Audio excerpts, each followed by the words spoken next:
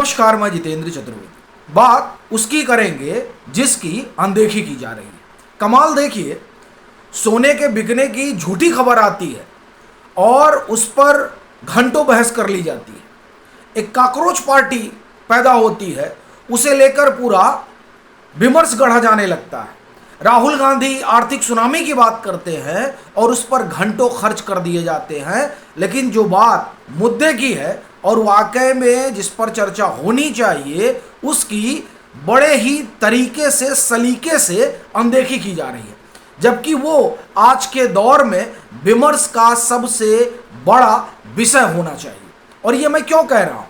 ये इसलिए कह रहा हूँ क्योंकि आज बीजेपी जिस पड़ाव पर खड़ी है वहाँ एक बात पर विमर्श होना बड़ा ज़रूरी हो गया है कि क्या 2029 से पहले वो 272 का जादुई आंकड़ा छूने जा रही है। ये सुनकर मुस्कुराइएगा नहीं और ना ही चौंकिएगा, क्योंकि 2024 का लोकसभा का नतीजा जो भी रहा हो, लेकिन उसके बाद जिस तरह से पॉलिटिकल सिनेरियो बदला है, वो बदलाव अगर आप नहीं पढ़ पा रहे हैं तो आप हिंदुस्तान की राजनीति जिस करवट बैठ रही है फिर उसे आप इनकार कर रहे हैं, आप उसको मानने को तैयार नहीं। और ये बात यूं ही नहीं उठा रहा। 2024 में 240 सीट पाने के बाद बीजेपी जितने भी स्टेट इलेक्शन लड़ी है उस स्टेट इलेक्शन का आप जो है पूरा खाका निकालिए और उस खाके में आपको क्या नजर आता है। हरियाणा आप देखिए, आप महाराष्ट्र देखिए, आप बिहार देखिए और रिसेंट पश्चिम बंगाल देखिए। एक चीज जो बड़े करीने से निकलकर सामने आ रही है वो ये कि हिंदुत्व का प्रचंड उभार है। प्रचंड, ये शब्द आप ध्यान रखिए, प्रचंड उभार है। और जो इस हिंदुत्व और सनातन के खिलाफ गया जा रहा है उसका प्रचंड पराभव है। आपको उदाहरण देता हूं। पहला उदाहरण तो ममता बनर्जी, दूसरा पिन्नारी विजयन। भाजपा ने वहां कोई कमाल नहीं किया, लेकिन सनातन विरोध उनको खा गया।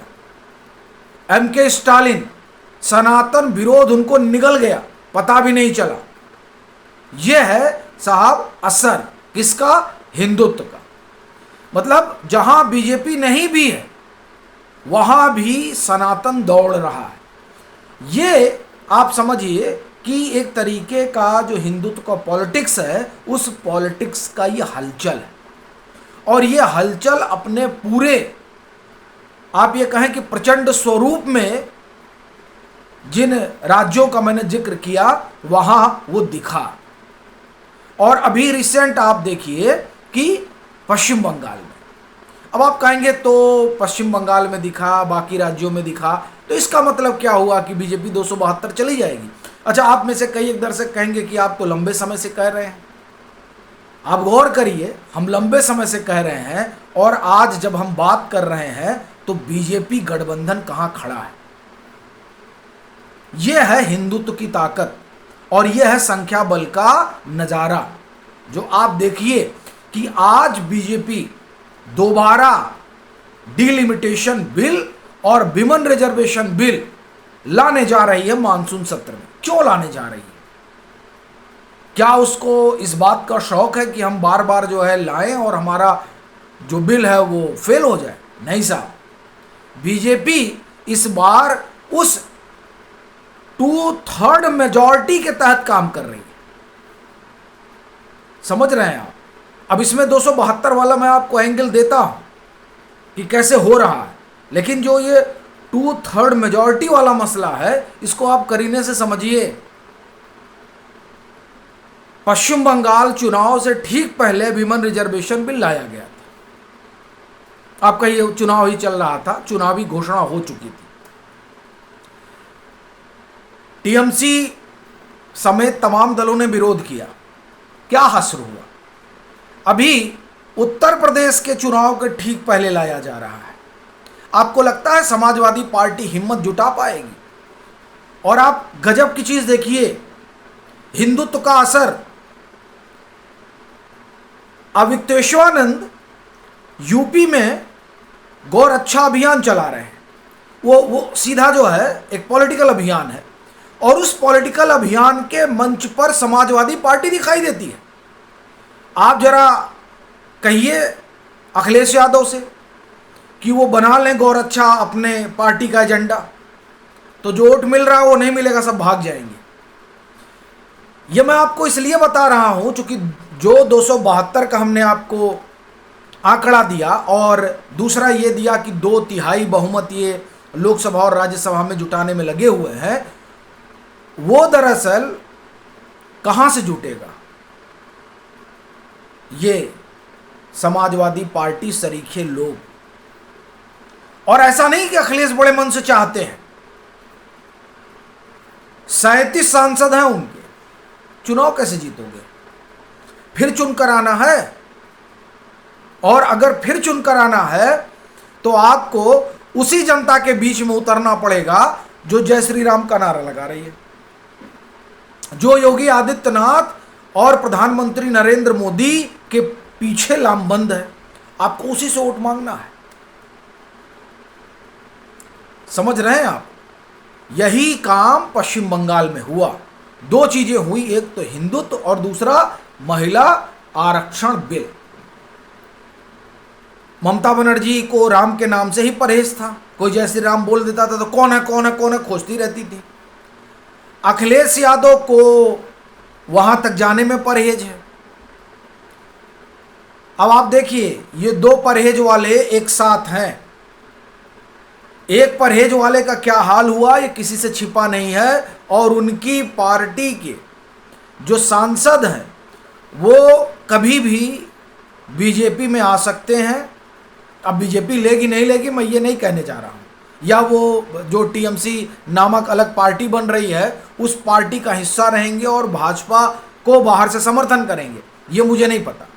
लेकिन इतना तय है कि 42 उनके सांसद हैं 29 लोकसभा में और 13 जो है वो राज्यसभा में।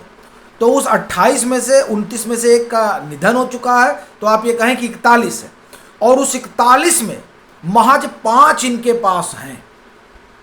डेरेक ओब्रायन और डोना सेन जो है वो राज्यसभा में, और बाकी कल्याण बनर्जी, अभिषेक बनर्जी और एक और सज्जन है, ये 3 हैं लोकसभा में। तो ये 5 ही अब ममता बनर्जी वाली टीएमसी में है, बाकी सब ऋतुव्रत बंदोपाध्याय वाली टीएमसी में शिफ्ट हो चुके हैं। तो अब वो शिफ्ट हो चुके हैं तो कहाँ जाएंगे?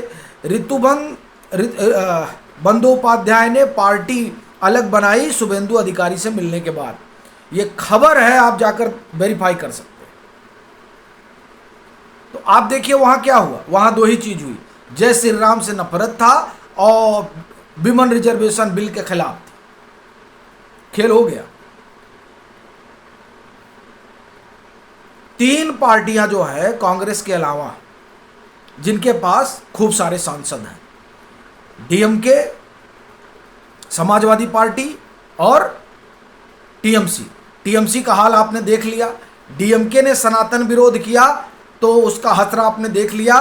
डीएमके जो है वो अब कहती फिर रही है कि हम मुद्दा आधारित विरोध करेंगे और मुद्दा आधारित समर्थन करेंगे। डीएमके कहती फिर रही है। मैं नहीं कह रहा हूं डीएमके आने जा रही है, मैं आपको उस हिंदुत्व की वानगी दे रहा हूं जिस हिंदुत्व के कारण मैं 272 की बात कर रहा हूं कि 2029 के पहले ये किस तरह से मुमकिन होने जा रहा है।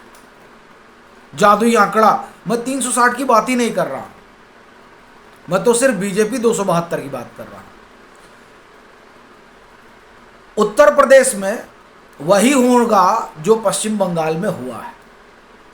क्योंकि ममता बनर्जी की तरह अखिलेश यादव के भी अपने कुछ आप एक तरह से कहें कि आदतें हैं।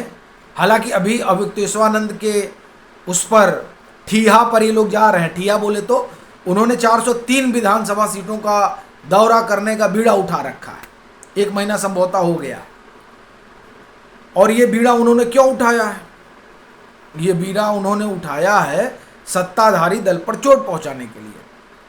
और हमको लग रहा है कि वो सत्ताधारी दल का फायदा कर रहे हैं, क्योंकि जितना वो टहल रहे हैं उतने अखिलेश यादव का कुनबा उनके मंच पर बैठ रहा है, और जितना अखिलेश यादव का कुनबा उनके मंच पर बैठेगा उतना ही ज़्यादा बीजेपी का फायदा होगा। और ये ध्यान रखिए, जैसे ही बस 5 से 6 महीने का इंतजार करिए, जैसे ही समाजवादी पार्टी चुनाव हारेगी 2027 विधानसभा, वैसे ही इनके 37 सांसद में परिवार को छोड़कर जो 5-6 ठू हैं, बाकी 30 भाग जाएंगे कहाँ? भाजपा की तरफ।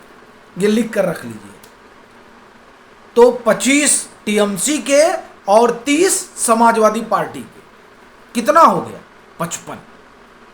और बीजेपी का भी कितना है? 240। तो 295 तो ऐसे हो जाएंगे। जितना एनडीए का कुल स्ट्रेंथ है उतना भाजपा का अकेले स्ट्रेंथ होने जा रहा है। इस पर बात नहीं हो रही है, जबकि सही में चर्चा यही है आज के समय में। इस पर बात नहीं किया, बीजेपी फंस गई, बीजेपी के सामने चुनौती है। भैया बीजेपी के सामने इस फिलहाल कोई चुनौती नहीं। ये काकरोच पार्टी और ये आम आदमी पार्टी, राहुल गांधी वाली पार्टी, अखिलेश वाली पार्टी, ये कोई चुनौती है ही नहीं, क्योंकि ये जिस ढर्रे पर जा रहे हैं उस ढर्रे पर अपने लिए राजनीतिक तौर पर खाई खोद रहे हैं। आप लोगों की क्या राय है, जरूर साझा करिए।